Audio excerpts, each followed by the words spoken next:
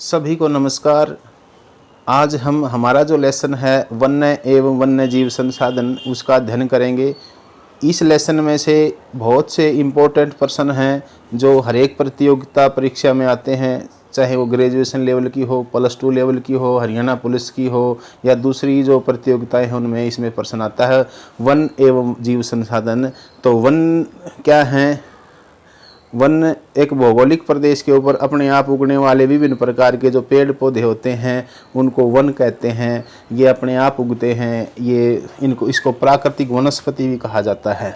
वन्य जीव संसाधन, इन वनों में रहने वाले ये वन प्रदेश है। भौगोलिक प्रदेश में अनेक प्रकार के पेड़ पौधे पाए जाते हैं। इन्हीं में इस प्रदेश में जो जीव मिलते हैं वो सारे जीव वो वन्य जीव संसाधन कहलाते हैं। इसमें स्तनधारी, सरीसृप और दूसरे प्रकार के छोटे बड़े प्राणी इसमें पाए जाते हैं। अब हम अपना लेसन शुरू करते हैं। यहाँ पर हम सूक्ष्म जीवाणु और बैक्टीरिया, जोक्स से लेकर के बहुत बड़े हाथी, वलू, व्हेल्स और करोड़ों दूसरे जीवधारियों के साथ रहते देखते हैं।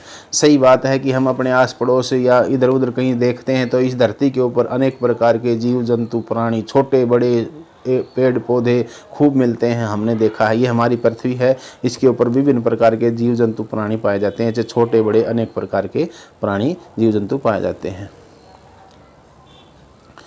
यह पूरा आवासीय स्थल जिस पर हम रहते हैं, यानी कि जिस पर हम रहते हैं पृथ्वी, अत्यधिक जैव विविधताओं से भरा हुआ है। यानी कि इस पर अनेक प्रकार की जैव विविधताएं हैं। बहुत जीवधारी जटिल परिस्थितियां तंत्र का निर्माण करता है, जिसका हम मात्र एक हिस्सा हैं। ये जटिल पारितंत्र है इस पृथ्वी के ऊपर। मानव भी उसमें एक उस पारितंत्र का एक अंग है। जटिल पारितंत्र का मतलब क्या है कि ऐसा पारितंत्र जिसमें विविध प्रकार की जटिलता हो, यानी कि एक तरह के प्राणी, एक तरह के जीव जंतु, एक तरह के पेड़ पौधे न होकर के विविध प्रकार की वनस्पति, विविध प्रकार के जीव जंतु हों तो उसको बोलते हैं जटिल पारितंत्र। उसको क्या कहा जाता है? जटिल पारितंत्र कहते हैं भाई। हिस्सा है हम जटिल पारितंत्र। कहता है कि अपने अस्तित्व के लिए हमने विभिन्न तत्वों पर निर्भर रहते हैं। ठीक है कि हम अपने अस्तित्व के लिए अनेक प्रकार के जीव जंतुओं पर, पेड़ पौधों पर आश्रित हैं, निर्भर हैं। उदाहरण के लिए वायु, जिससे हम सांस लेते हैं, हम वायु से सांस लेते हैं। जल, जिसको हम पीते हैं, जो पानी होता है उसको हम पीते हैं। मृदा यानी कि मिट्टी जो होती है, इस मिट्टी के ऊपर हम फसल उगाते हैं, अनाज पैदा करते हैं, जिसके बिना हम जीवित नहीं रह सकते। यानी कि ये कहता है कि इस धरती के ऊपर जो विविधताएं हैं वो हमारे लिए बहुत ज़रूरी हैं, बहुत ही ज़रूरी हैं विविधताएं। उन विविधताओं के कारण ही अपना अस्तित्व बनाए हुए हैं। इन पारिस्थितिक तंत्र में महत्वपूर्ण भूमिका निभाते हैं क्योंकि ये सभी प्राथमिक उत्पादक हैं। प्राथमिक उत्पादक कौन हैं? ये जीव जो पेड़ पौधे हैं, ये प्राथमिक उत्पादक हैं। प्राथमिक उत्पादक का मतलब क्या होता है? जो सूर्य से, ये सूर्य हमारा, इस सूर्य से प्रकाश लेकर के उसकी ऊर्जा से अपना भोजन बनाते हैं, उसको प्राथमिक उत्पादक कहते हैं। ये पेड़ पौधे जो हैं प्राथमिक उत्पादक हैं। इनको समपोषी, इनको क्या कहते हैं भाई? समपोषी भी कहते हैं। समपोषी होते हैं ये अपना पोषण अपना आप बनाते हैं। कौन? ये प्रश्न आ जाता है कि समपोषी क्या है? पेड़ पौधे होते हैं, समपोषी होते हैं। अब देखते हैं, ये कहता है कि वन्य जीव और कृषि फसल उपजातियां में अत्यधिक जैव विविधताएं पाई जाती हैं। जैव विविधता खूब इस धरती के ऊपर अनेक प्रकार की फसलें, ज्वार, बाजरा, रागी, दूसरी फसलें, चावल, गन्ना, अनेक प्रकार की विविध प्रकार की फसलें ली जाती हैं। बहुत अत्यधिक जैव विविधताएं भी पाई जाती हैं, अनेक प्रकार के जीव भी मिलते हैं और इस प्रकार से क्या है? जटिल जाल बन गया है। तो भारत में वनस्पति जात और प्राणी जात, यदि आप दौड़ाते हैं तो आप पाएंगे कि कुछ ऐसे प्राणी और पौधे हैं जो आपके क्षेत्र में पाए जाते हैं। कुछ तो ऐसे पौधे हैं जो आपके क्षेत्र में मिलते हैं, दूसरे क्षेत्र इलाकों में नहीं मिलते, तो वो स्थानीय पौधे होते हैं। वो क्या होते हैं भाई? स्थानीय पौधे कहा जाता है उनको। वास्तव में भारत में जैव विविधता के संदर्भ में विश्व में सबसे समृद्ध देशों में से एक है। दुनिया के जो जैव विविधता वाले देश हैं उनमें भारत का भी एक स्थान आता है कि यहाँ अनेक प्रकार के जीव जंतु, पेड़ पौधे पाए जाते हैं। यहाँ विश्व की सारी जैव विविधता का 8% संख्या है। यानी कि इस धरती के ऊपर जितनी भी जैव विविधताओं का क्या है? 8% जैव विविधता भारत में है। यानी कि भारत में विश्व का 8% जीवों की उपजातियों की विविधताएं पाई जाती हैं और जो संख्या मिले तो 16 लाख पाई जाती है। ये अभी खोजी जाने वाली उपजातियों से 2-3 गुना है। आप पहले ही भारत में पाए जाने वाले वनों और वन्य जीवों के क्षेत्र में किस्मों के बारे में पढ़ चुके हैं। जो हमारा पहला जो लेसन था और उसमें भी कुछ इसके बारे में आया था, वनों के बारे में। 9th क्लास में हमने वनों के बारे में पढ़ा था कि अनेक प्रकार के, जैसे उष्णकटिबंधीय सदा पर्णपाती वन, सदाहरित वन, इनके बारे में हमने पढ़ा था, ये थे।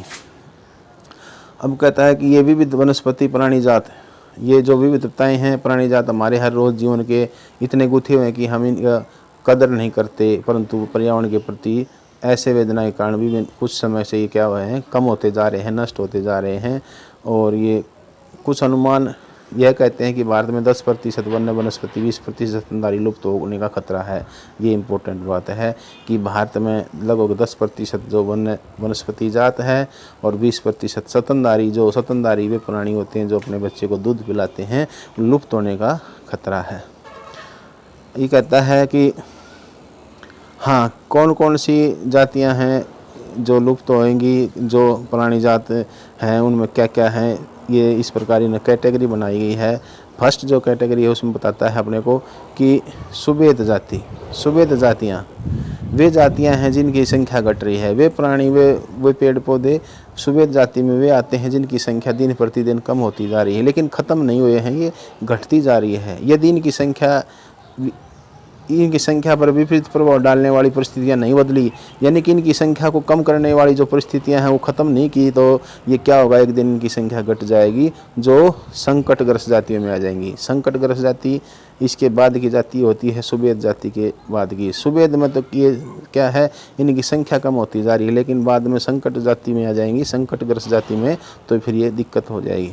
नीली भेड़, एशियाई हाथी, गंगा नदी की डॉल्फिन इत्यादि इस प्रकार की जातियों के उदाहरण है। ये प्रश्न कई बार आ सकता है कि एशियाई हाथी, गंगा नदी की डॉल्फिन किन जातियों में आती हैं, संकटग्रस्त किस में आती हैं, ये सुवेद जातियों में आती हैं।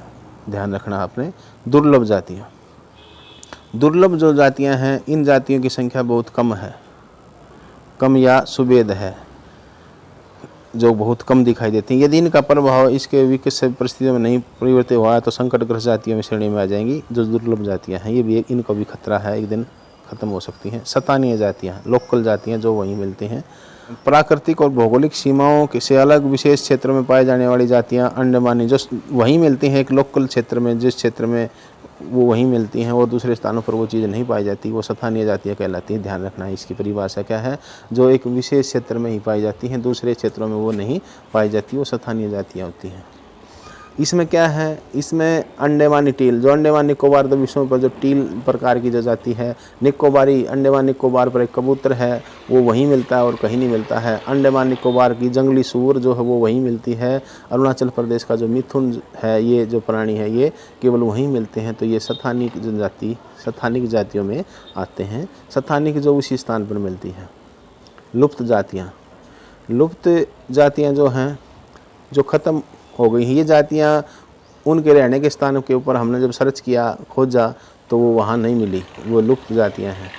हम वनों में गए, उनको देखा, पहले थी ये जातियाँ लेकिन आज नहीं है वो चीज़, वो प्राणी, वो पेड़ पौधे, तो वो लुप्त जातियों में आती हैं। भाई क्या है, ये जातियाँ जो इनके रहने के आवास खोजने पर हमें अनुपस्थित, अपसेंट पाई गई, ये उपजातियाँ स्थानीय क्षेत्र, प्रदेश, देश, महाद्वीप या पूरी पृथ्वी से ही लुप्त हो गई हैं। ऐसी उपजातियों में एशियाई चीता, ये ध्यान रखना इम्पोर्टेंट है कि जो लुप्त जातियां हैं उनमें कौन कौन से हैं। ऐसी उपजातियों में एशियाई चीता और गुलाबी सिर वाली बतख, जो इस चित्र में आपको दिखाई दे रही है, ये चीता, एशियाई चीता और गुलाबी सिर वाली बतख। एशियाई चीता जिसकी गति 112 किलोमीटर प्रति घंटा बहुत तीव्र गति से दौड़ता है, और गुलाबी सिर वाली बतख ये भी किस में आ गई हैं, लुप्त जातियों में आ गई हैं, जो इस चित्र में आपको दिखाई दे रहा है। भारत में पाए जाने वाले वनों में एक विशेष प्रकार का वन पेड़ पाया जाता है जिसका नाम है हिमालय यव।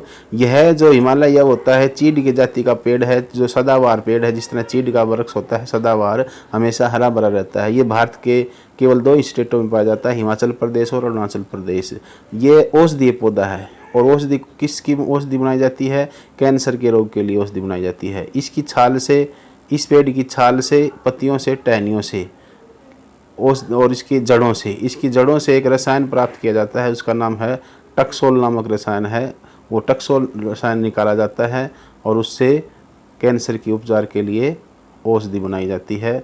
और ये औषधि जिसकी विश्व में अधिक मांग है, जिस कारण से इस वनस्पति का क्या हो रहा है, संकट आ रहा है, कटाई कर अधिक हो रही है, जिससे कि ये विलुप्त होते जा रहे हैं ये पेड़। और हिमाचल प्रदेश और अरुणाचल प्रदेश में आज विभिन्न क्षेत्रों में ये हज़ारों पेड़ सूख गए हैं, क्योंकि इसकी जड़ों से टक्सोल निकाल लिया जाता है, जिससे ये सूख जाते हैं। तो ये जो पौधा है हिमालय है, ये केवल 2 स्टेटों में मिलता है, हिमाचल प्रदेश और अरुणाचल प्रदेश, जो हिमालय पर्वत के ऊपर हैं। आपको यदि वीडियो अच्छी लगी हो तो लाइक करना, शेयर करना।